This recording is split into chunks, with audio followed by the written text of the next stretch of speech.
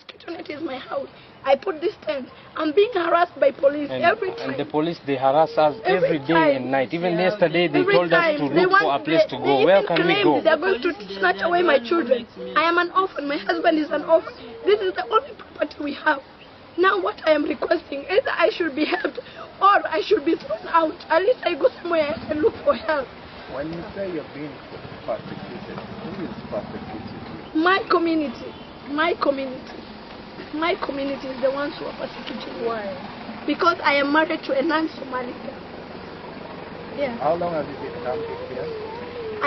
Now I am here for a week, but I've been here for 2 months. I was here again for a month.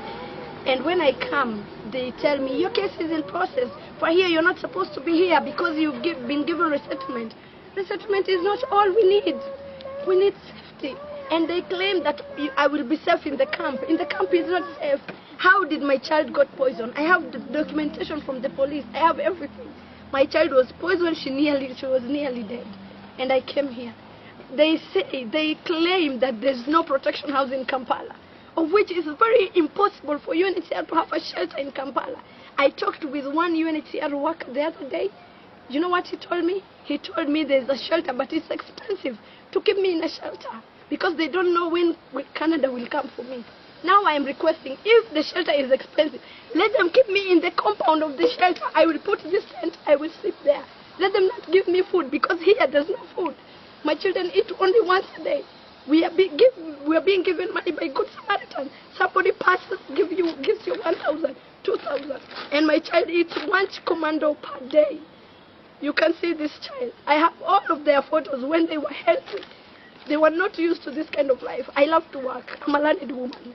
I want to work, but where will I work? Why is it an issue that you have a Congolese husband? To those who persecute you, what issue do they have with that? Because Somalis, they believe this.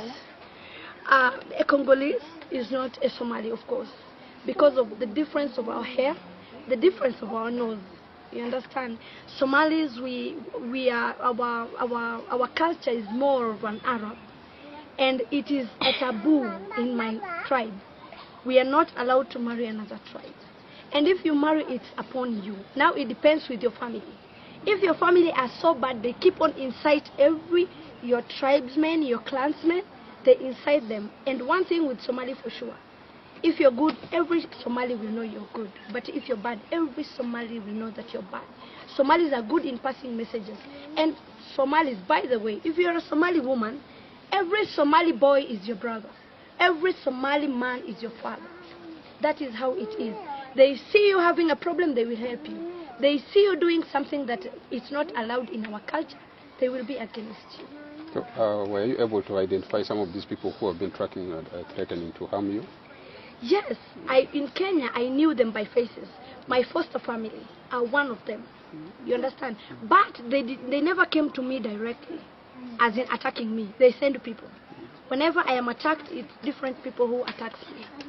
I've went through a lot, but I'm still a strong woman because I see I have children. They need a better life. I don't want them to go through what I went through. Can we hear from the